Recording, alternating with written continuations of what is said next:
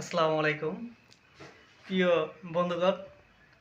এই তো আমাদের সাব্বিরের বাসরঘর এইমাত্র কমপ্লিট, সাজানো হয়েছে।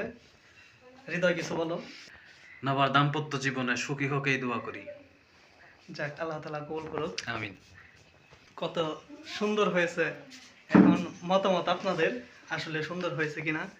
আপনারা সকলেই আমার বন্ধুর জন্য দোয়া করবেন, দাম্পত্য জীবন যেন সুখের হয়। আল্লাহ তাআলা কবুল করুক, আমিন।